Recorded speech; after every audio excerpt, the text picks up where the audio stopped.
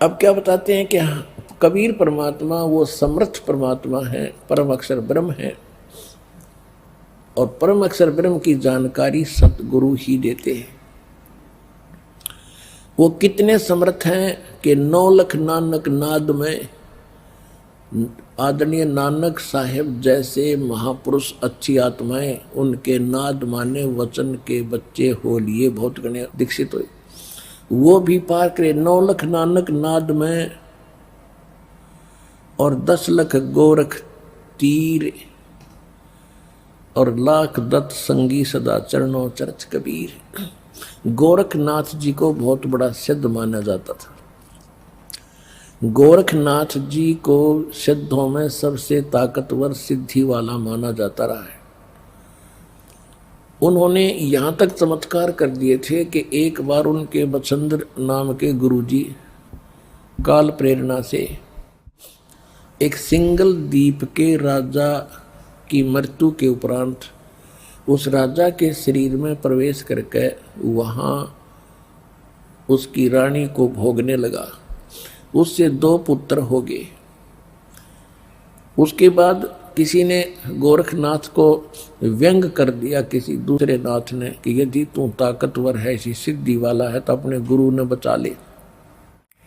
वो बकवाद करने लग रहा वहां सिंगल द्वीप के अंदर। तो गोरखनाथ जी वहां गए अपने गुरु जी को वहां से।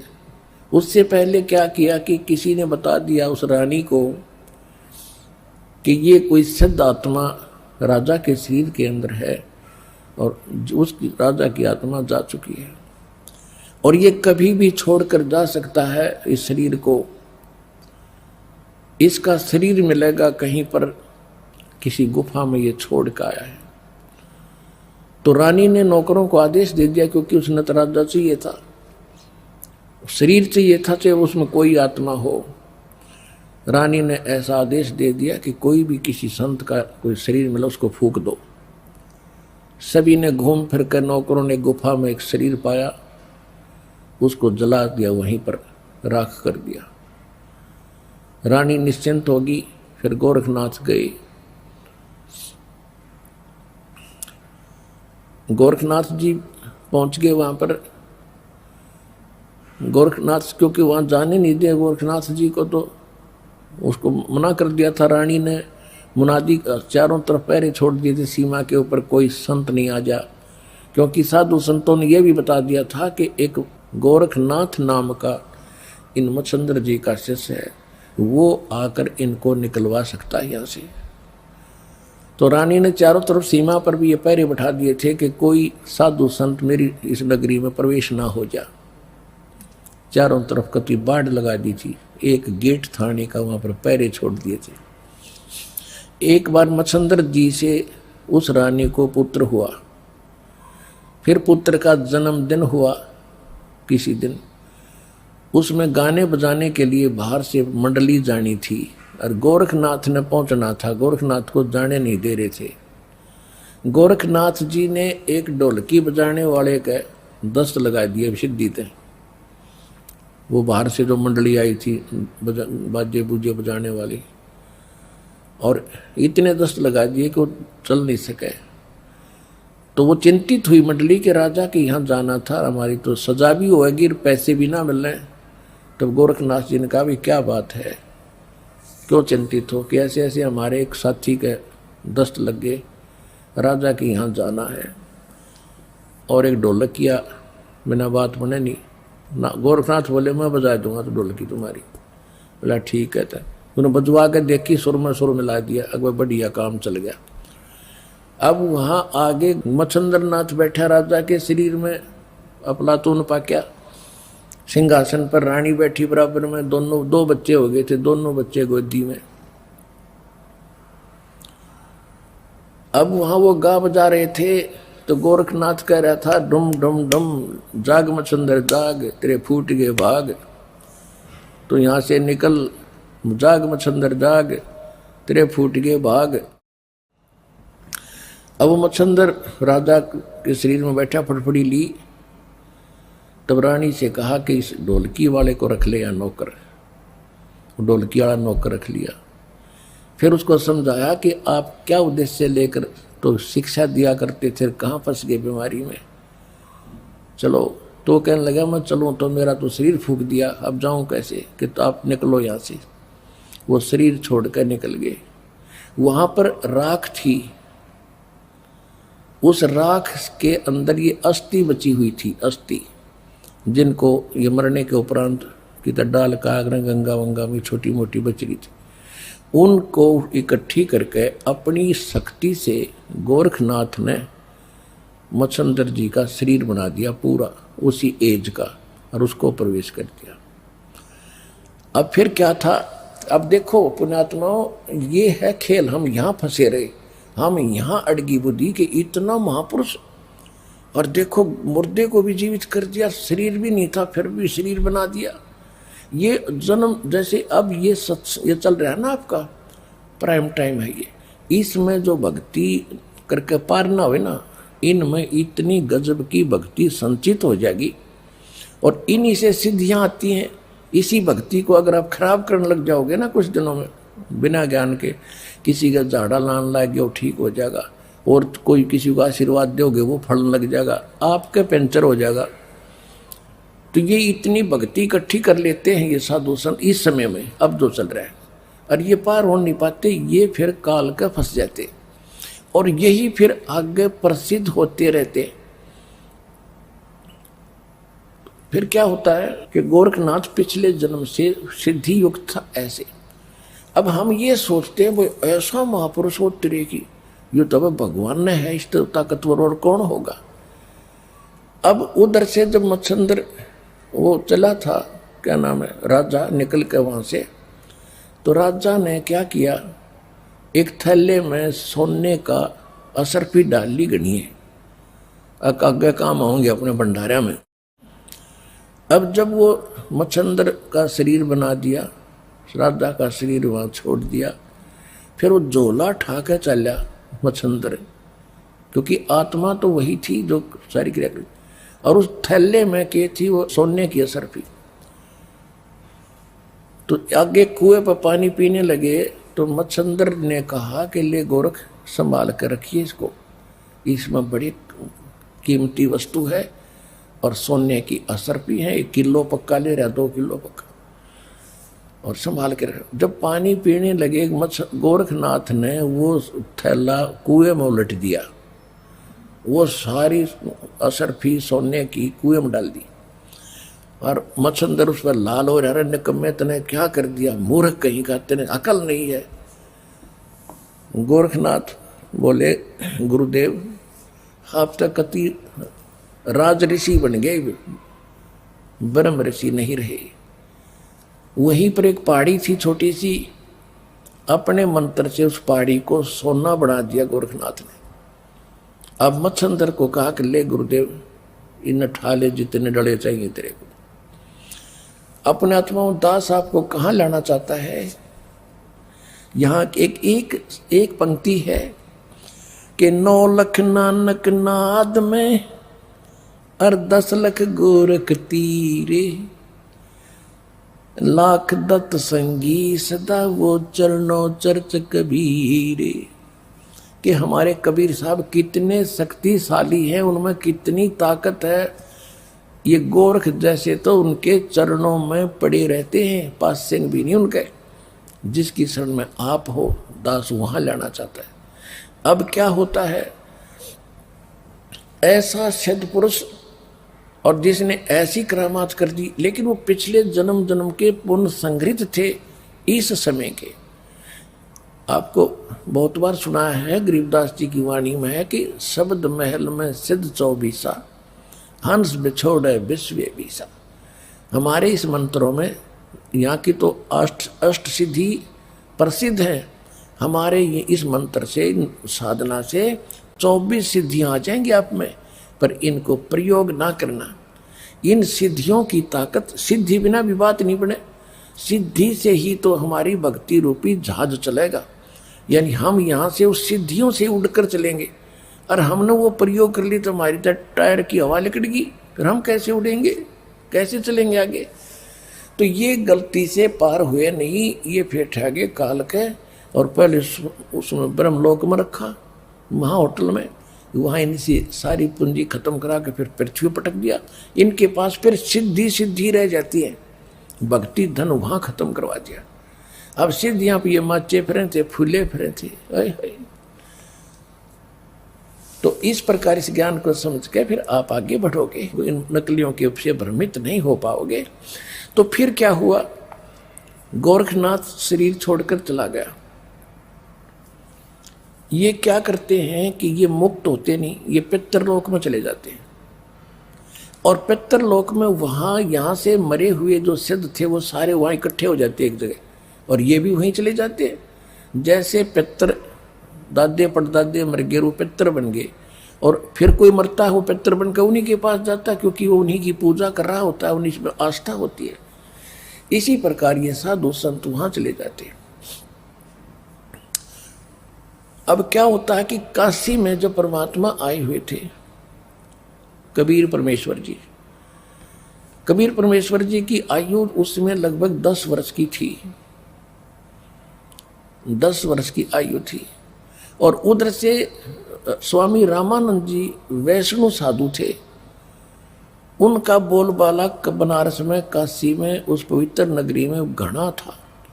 और जो नाथ परंपरा के थे, जो नाथ परंपरा के होते हैं शंकर जी के पुजारी, और वैष्णव परंपरा के वाले हैं विष्णु जी के पुजारी, तो नाथ परंपरा वालों का लगभग वहाँ सफाया सा हो गया था। लोग सभी वैष्णव धर्म को स्वीकार कर रहे थे। तो गोरखनाथ जी को भेजा गया वहाँ से पितरलोक से कि नाथों का तो नाश कर दिया रामानंद ने, और उसके साथ तू चर्चा करके उसने फेल करके आ, तो जनता इस नाथ पंथ को स्वीकारेगी। तो गोरखनाथ वहाँ आ गया, कहाँ, काशी में। और आके उसने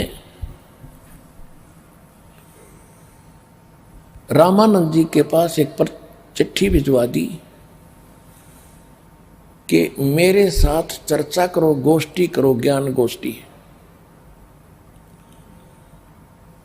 और जो गोष्ठी में यानी जो चर्चा में हार गया, ज्ञान चर्चा में, गोष्ठी में, तो वो जीतने वाले का शिष्य बनेगा, और जितने उसके शिष्य होंगे वो सारे उस जीतने वाले के शिष्य बनेंगे। अब रामानंद जी के पास केवल ज्ञान था और उसके पास केवल सिद्धि थी। इस बात का स्वामी रामानंद जी को पता था कि लोग चमत्कार को ज़्यादा मानते हैं, और वो जाते ही कोई सिद्धि दिखा देगा और सभी ताड़ी पीट देंगे, और मैं हारूंगा, वो जीतेगा, और नाश होगा, बैठा बैठेगा भक्ति मार्ग का। बहुत चिंतित था। और परमेश्वर कबीर साहब जी ने उनको हालांकि सब कुछ दिखा भी दिया था, और वो कबीर साहब उनके शिष्य भी हो चुके थे। वैसे लोग दिखावा शिष्य थे, लेकिन वास्तव में वो तो परंपरा निभाने के लिए शिष्य बने थे भगवान, और रामानंद जी को गुरु मानते थे। तो रामानंद जी से परमात्मा ने पूछा, कबीर जी ने, कि हे गुरुदेव, आज कैसे टेंशन ले रहे हो आप कुछ चेहरा उतरा हुआ लगता है, क्या समस्या आ गई, अपनी कोई संगत में दिक्कत आ गई है, क्या बात है? अब रामानंद जी ने बताया कि गोरखनाथ एक सिद्ध पुरुष आया है। उन्हें गोरखनाथ का नहीं पता था कि गोरखनाथ है, वो तो परमात्मा ने बताया कि तो गोरखनाथ है। मालिक ने पहचाना उसको कि एक नाथ आया है और सिद्धि में बड़ा पहुंचा हुआ बताते हैं, और ऐसे ऐसे शर्त रखी है, और वो सिद्धि दिखा देगा, लोग ताड़ी पीट देंगे, मैं हारूंगा, वो जीतेगा, वैष्णव पंथ का नाश होगा। अब कबीर साहब ने कहा, देखो गुरुदेव, वो भी संत हैं, आप भी संत हैं, हम आपके साथ चलेंगे, कोई बात नहीं, हार जीत तो होती ही है, देखते हैं उनको क्या कुछ ज्ञान गोष्ठी होती है। रामानंद जी को भी बुद्धि बदली, परमात्मा ने हिम्मत दी, वो जान गए अगर जब कबीर साहब कह रहे हैं तो ये कोई बात नहीं, चिंता का विषय नहीं। कहने लगे ठीक है बच्चा, चलो। अब उस दिन अन्य जो शिष्य थे रामानंद जी के, उन्होंने अपना वैष्णव वाला वेशभूषा नहीं तैयार करी। वो क्या करते हैं, एक गले के अंदर एक तुलसी की एक मणिये की कंठी बोल रहे हैं, उसने एक कमन का होता उसमें, तुलसी का मोटा सा, उसको कहते हैं वैष्णव परंपरा से दीक्षित की पहचान होती है। और एक लंबा सा तिलक लगाते यहां से यहां तक, इस तरह एक फावड़ी लेते हैं हाथ में, एक ऐसे, यानी वो एक झोली लेते हैं, झोली, ये उनका एक वेशभूषा होती है। और तक किसी ने बनाई नहीं, हारा तके, और ये हमने जबरदस्ती वहां बनाओगे फिर, इसलिए हम अपनी पहचान दिखाते को नहीं। उस दिन कबीर साहब सारा वो वैष्णव परंपरा वाले सारे श्रृंगार करके गए और गोरखनाथ जी को भिजवा दिया गया, ठीक है भाई, आपकी गोष्ठी का निमंत्रण हम स्वीकार करते हैं। उस स्थान पर पहुंच गए जहां वो स्थान निहित कर रखा था। रामानंद जी का आसन अलग लगा रखा था, गोरखनाथ जी का आसन अलग लगा रखा था। गोरखनाथ जी साथ में एक अपना त्रिशूल रखते थे, 10 फुट 8-9 फुट लंबा, और ऊपर 3 उसके ऐसे सिरे से होते थे। त्रिशूल ऐसा होता था, लोहे का डंडा सा होता था, और वो नीचे से भाला टाइप होता था, उसको जमीन में गाड़ के वहाँ रखा, खड़ा कर रखा था, और स्वयं आसन पर अलग से बैठे थे। उधर से रामानंद जी का आसन ऊंचा था। कबीर साहब अपने गुरुदेव के चरणों में बैठ के नीचे, जैसे एक सुयोग्य शिष्य ने भूमिका करनी चाहिए, ऐसी कर रही थी। अब गोरखनाथ जी ने कहा कि रामानंद अब मेरे साथ गोष्ठी करो। अब गोरखनाथ जी ने जब रामानंद जी से कहा कि मेरे साथ प्रश्न उत्तरी कीजिए, तब परमेश्वर कबीर जी खड़े हुए, वो बालक छोटे से, और कहा कि गोरखनाथ जी, मैं स्वामी रामानंद जी का शिष्य हूं, और मेरे गुरु जी से चर्चा करने से पहले तुम मेरे से बात कर, मेरे से निमट। गुरु जी तक बहुत बड़ी बात होती है, मेरे से कर बात। अब गोरखनाथ जी ने कहा कि तू कब से वैष्णव बन गया? कल का बालक है, 5-10 वर्ष का बालक है तू, और गोष्ठी करेगा गोरखनाथ के साथ? तो कब का, तेरी उम्र भी क्या है? अब थोड़ी सी वाणी सुनाते हैं आपको, फिर उसके बाद कथा सुनाएंगे।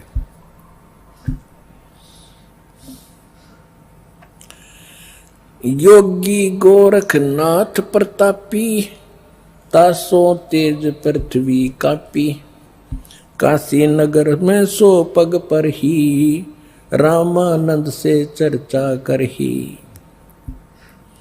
चर्चा में गोरख जय पावे, कंठी तोड़े तलक छुड़ावे। सत्य कबीर शिष्य जो भयहु, ये वृंतांत सो सुन लेहु। गोरखनाथ के डर के मारे, वैष्णव नहीं बेख संवारे। तब कबीर आज्ञा अनुसारा, वैष्णव सकल स्वरूप संवारा। अब गोरखनाथ जी के पास रामानंद को खबर पठाई, चर्चा करो मेरे संग आई। रामानंद की पहली पौड़ी, सत कबीर बैठे तिस ठौरी। कहे कबीर सुन गोरखनाथा, चर्चा करो हमारे साथा। प्रथम चर्चा करो संग मेरे, पीछे मेरे गुरु को टेरे।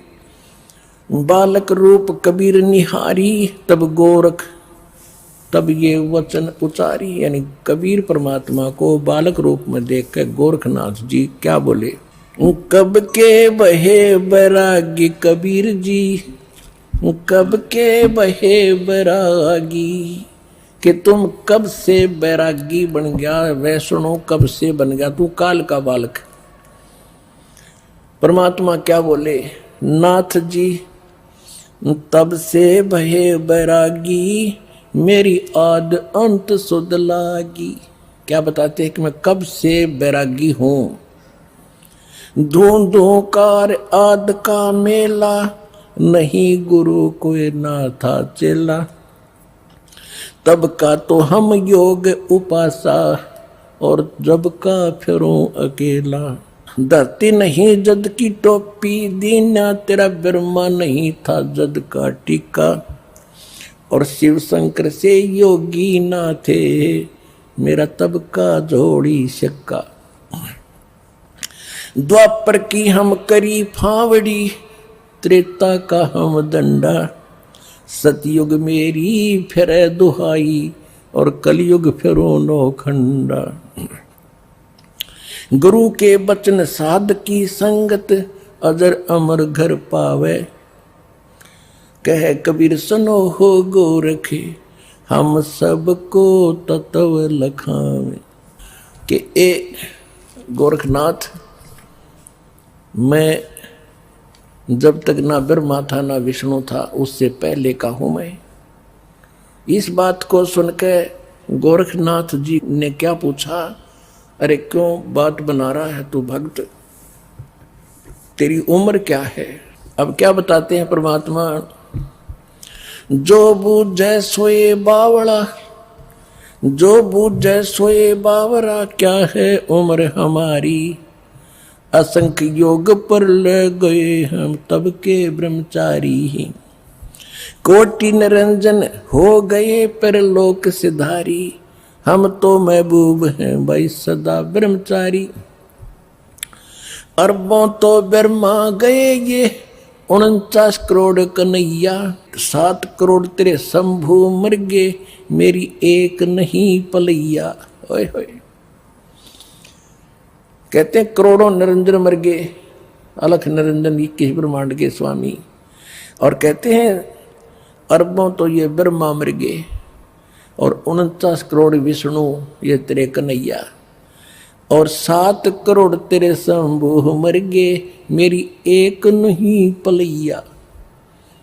अब भी शंकर जी का पुजारी नाथ जी थे, और जब ये कहा कि तेरे शंभू भी मर लिए 7 करोड़, और मेरी एक भी पल आयु की नहीं घटी है, अर्थात मैं अविनाशी हूं। कोटन नारद हो गए ये मोहम्मद से चारी, देवताओं की गिनती नहीं ये क्या सृष्टि विचारी। नहीं बूढ़ा ना बालक और ना कोई भाट भिखारी, कहे कबीर सुनो हो गोरख यह उम्र हमारी।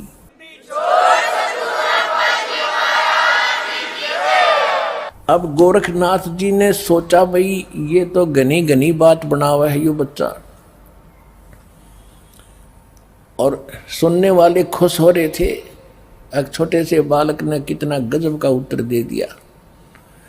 अब ताड़ी पीटने वाले थे इतने में गोरखनाथ ने क्या किया, जो उसने त्रिशूल गाड़ रखा था, त्रिशूल आसन से उठा, सिद्धि से न्यू का न्यू आसन पदम लगाए लगे ऐसा उठा और उस त्रिशूल के ऊपर जा बैठा। ये देखिएगा। और परमात्मा ने क्या किया, परमात्मा ने कहा कि गोरखनाथ अब मैदान छोड़कर भागा मत। आपकी और हमारी ज्ञान गोष्ठी की बात हुई थी, ये ड्रामेबाजी दिखाने की नहीं, ये जादूगरी दिखाने की बात नहीं हुई थी, ज्ञान की बात हुई थी। और ज्ञान कर बैठ ढंग से आकर यहाँ आसन पे, ये ड्रामा क्या दिखा रहा है। लोगों ने ताली पीट दी क्योंकि वो बैठ गए ऊपर जाके। तो गोरखनाथ ने कहा कि अगर तुम्हारे अंदर कोई ताकत है भगवान की, मेरे बराबर आकर बैठ, तब मैं गोष्ठी करूंगा तेरे से। जमीन से 8-9 फुट ऊपर त्रिशूल के ऊपर जज का बैठा सिद्धि थे। परमात्मा को तो पता था ये बालक कितनी क्या हरकत करेगा। परमात्मा जो सूत होते थे, सूत कपड़ा बुनते थे, और सूत की एक कुकड़ी, बोलना हरियाणा में कुकड़ी, जो चरखे में माताएं काटा करती थी, वह इतनी मोटी हो जाती थी, धागे की रील सी, वह जेब में डाल रहे थे पूरी। कबीर साहब ने क्या किया कि उस धागे का एक हिस्सा पकड़ के और वो कुकड़ी यानी वह रील ऊपर न फेंक दी। वह ऐसे खुलती खुलती और सीधा 150 फुट की ऊंचाई पर जाकर ऊपरला एंड खड़ा हो गया, स्ट्रेट नो का नो, मालिक की ताकत से। और परमात्मा वहां से उठे और उसके ऊपर के एंड पर जाकर बैठ गए। ये देखो, अब वो नाथ जी बौना सा दिखे, 150 फुट का 9 फुट ऊंचाई। कबीर साहब ने कहा कि ले नाथ जी, अगर बराबर बैठ के ही चर्चा करनी है तो आजा बेटा यहां मेरे बराबर में। अब देखो, ऐसी बात नहीं है कि गोरखनाथ तो आकाश में उड़ सकता था, लेकिन एक तो चुंबक होता है, परमात्मा तो सिद्धियों के भंडार हैं। और सिद्धि क्या, जैसे यह घड़ी है, यह सिद्ध कर दी मैकेनिक ने, और यह चल रही है सुइयां, और इसको चुंबक के सामने कर दो वहीं स्थिर हो जाएंगी, चल नहीं सकती। तो वो सिद्धियां परमात्मा ने पहले उसकी सिद्धि फेल करी। अब गोरखनाथ जी ने सोचा ऊपर न उठो, थोड़ा सा उठा, धड़ाम दे से नीचे आके गिरा। भाई की डूडी और डिग्गी होती।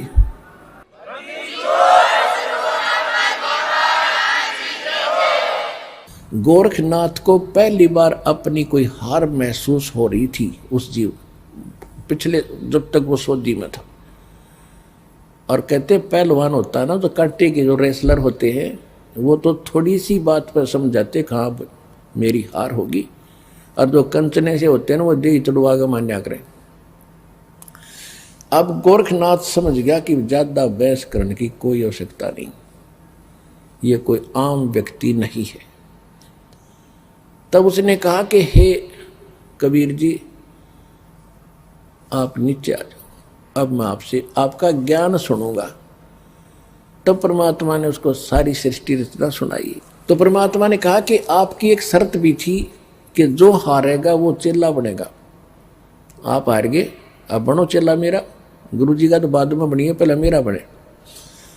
तो वो कहने लगा जी ऐसा है, मैं कुछ ज्ञान और सुनूंगा, मैं प्रश्न उत्तर करूंगा। परमात्मा बोले कि कर ले, क्या प्रश्न उत्तर करेगा। तो उसने परमात्मा ने फिर परमात्मा कहा कि आप ही बताओ मुझे कि आप कहाँ से आए, आप कौन हो।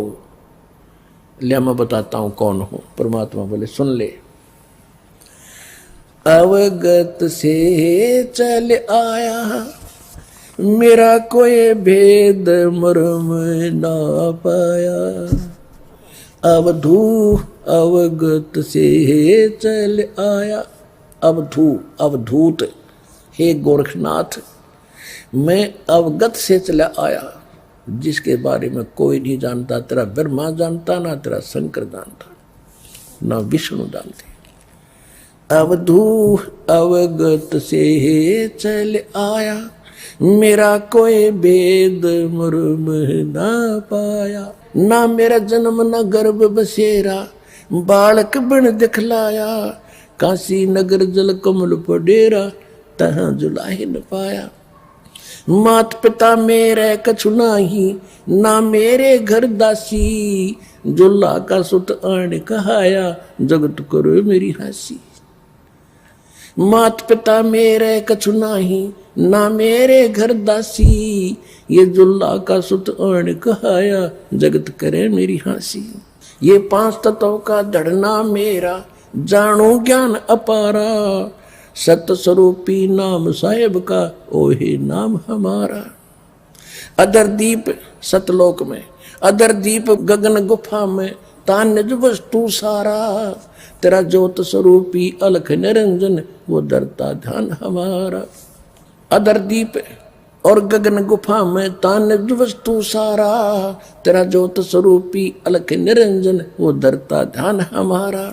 हाड चाम लहू ना मेरे, हाड चाम लहू ना मेरे, कोई जाने सतनाम उपासी। तारण तरण अवय पद दाता, मैं हूं कबीर अविनाशी। हाड चाम लहू ना मेरे, कोई जाने सतनाम उपासी। तारण तरण अवय पद दाता, मैं हूं कबीर अविनाशी।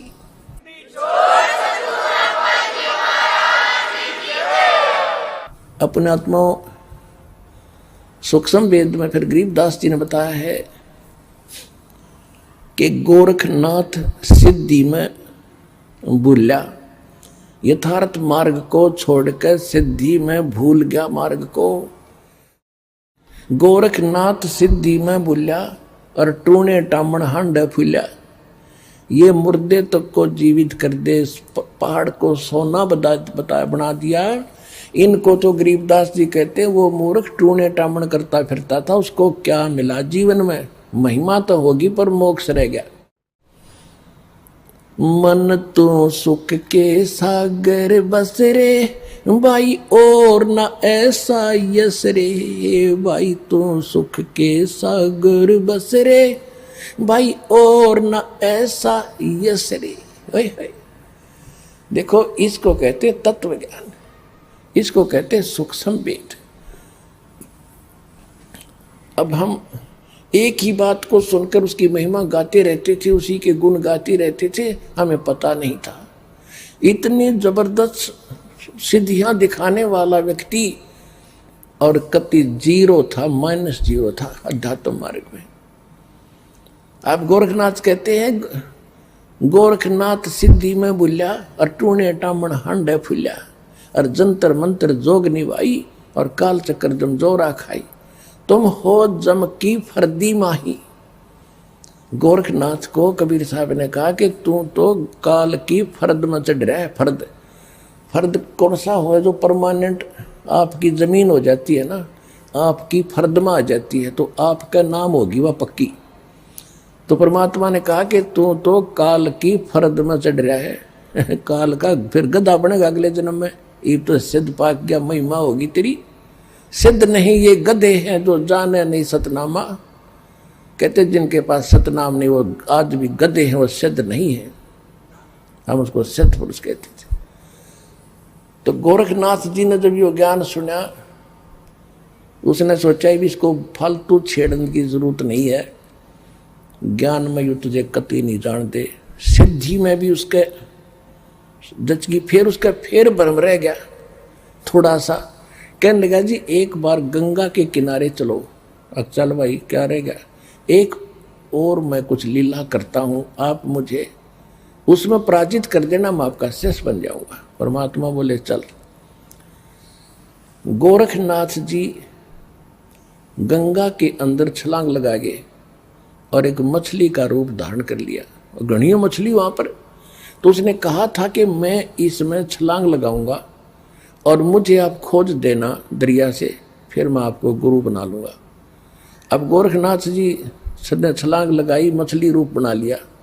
परमात्मा ने छलांग लगाई, वह मछली पकड़ कर टीटवी बाहर लिया और बाहर काट कर गोरखनाथ बना दिया।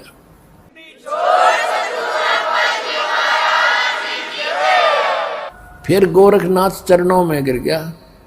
अपने आत्मा देखो क्या बुरी करता काल हमारे साथ। अब भक्ति तो ये दास कराएगा आपको भगवान की दी हुई। जो सौभाग्यशाली और अच्छी तरह ज्ञान को समझेंगे वो तो सतलोक चले जाएंगे। ये दिक्कत आओगी लास्ट के दिनों में, यानी हजारों वर्ष ये ज्ञान चलेगा, हजारों वर्ष ये साइंस की जो विद्या चलेगी, जो ये टीवी है और ये चिप है, मोबाइल है, इनके माध्यम से ये ज्ञान दिया जाएगा। दास तो चला जाएगा सतलोक, ये 5 तत्वों का शरीर छोड़कर, लेकिन ये इलेक्ट्रॉनिक शरीर रहेगा भी दास का, ये नूरी शरीर रहेगा। टीवी पर चला करेगा, नाम दिया करेंगे, नाम चलेगा। ऐसे तो फिर सारा नाम भी टीवी CD से दिया जाएगा, दास के जाने के बाद व्यवस्था की जाएगी। लेकिन फिर लास्ट में ये विज्ञान भी खत्म हो जाएगी, ये ज्ञान रह जाएगा। तो ये ज्ञान कुछ दिनों तक चला करता है। तो ये ज्ञान फिर बहुत दिनों तक सुख का सांस लेगा परमात्मा के बच्चे। और जो सत भक्ति करेंगे मर्यादा में रहकर पार होते चले जाएंगे, लेकिन सुख बहुत ज़्यादा सुखी होंगे। या माया की हवस खत्म होगी और इतनी भक्ति कर लेंगे, इनको परमात्मा आपको सारी सुविधा उपलब्ध कराया करेगा। जैसे दास बार बार आपको कथा सुनाता है कि जिस समय परमात्मा के नाम से झूठी चिट्ठी लिख दी थी कबीर जी के नाम से, और 18 लाख प्राणी साधु संत आगे थे। वो साधु संत कौन थे? घर छोड़कर जंगलों में अपने गुरुओं के पास भक्ति के लिए, भगवान के लिए भटक रहे थे। वो उनकी विशेष प्यारी आत्मा थी। अब वहाँ उन 18 लाख को 3 दिन तक झोंपड़ी में बैठे गरीब जुलाई ने, वो तो भगवान थे, लीला कर रहे थे, 3 दिन तक उनको वो भोजन खिलाया जो कभी सुना भी नहीं था उन महापुरुषों ने, भक्तों ने, साधुओं ने। और सोना की मोहर दी और दोहर दी और छक्के हलवा पूड़ी कचौड़ी जलेबी छक छक खाओ छा खाओ दिन में भूखे मरे थे, निरे भुगड़े खानिए थे होते। तो उनके लिए जब ये लीला कर दी, पृथ्वी का को माल भी नहीं था, सतलोक से ला दिया दाता ने। तो आने वाले समय में जैसे जनसंख्या बढ़ रही है, 100 वर्ष के बाद क्या खाएंगे ये, अगर ये माहौल नहीं बदलाते। फिर भगवान व्यवस्था करेगा। आपके घर में 2 दाने होंगे, तड़के भरा पाओगा मटका, पिप्पा भरा पाओगा आटे का, इस तरह कर देगा दाता आपके लिए। लेकिन भक्ति करवाने के लिए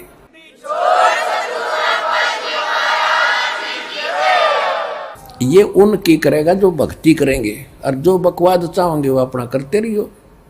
ठीक है, जैसा भक्ति भजन करेंगे उनका लाभ मिल जाएगा, लेकिन वो समस्याएं खड़ी रह जाएंगी। तो इसलिए फिर गोरखनाथ जी ने परमात्मा के चरणों में मत्था टेका, उनके शिष्य बने। अब देखो कितनी बढ़िया धोखा होता हमारे साथ। अब जो इस भक्ति को करके और पार हुए नहीं, देख कितना बड़ा बखेड़ा होगा उनकी जान में। कोई तो जाएगा, जैसे पूरी साधना करते हो आप, प्रथम मंत्र में गणेश जी का, विष्णु जी, लक्ष्मी का, ब्रह्मा जी, सावित्री जी का, शंकर भगवान, पार्वती का, दुर्गा जी के, ये सब नाम जाप करते हो। जो पार नहीं हुए, फिर ये आप अपने इस पुण्य की कमाई इनके लोकों में जाकर बहुत अच्छी सुविधाएं प्राप्त करके वहाँ ठाठ से देवता बनकर रहोगे। लेकिन बैंक बैलेंस भक्ति का आपका खत्म होगा। जब वहाँ से खत्म हो गए, फिर ओम नाम का जाप जो सतनाम के साथ आपने जाप किया वो ब्रह्म का बन जाता है। फिर ब्रह्मलोक में जाओगे, ब्रह्मलोक में हजारों युगों तक रहोगे, इतनी गजब की कमाई हो जाएगी आपकी। ब्रह्मलोक में जब पूंजी खत्म हो जाएगी, फिर आपको पृथ्वी पर पटकेंगे, पृथ्वी पर राजा बन जाओगे, कुछ सिद्ध बन जाते हैं जैसे गोरखनाथ जैसे, और फिर दुनिया में प्रसिद्ध हो जाते हैं। कर्म बिगड़ते ही बिगड़ते ऐसे बिगड़ जाएंगे, फिर गधे बन जाएंगे। और फिर कभी इसी युग में, ये प्राइम टाइम जो चल रहा है 5505 वर्ष को युग बीत चुका है, उसके बाद ही दाव लगेगा। तो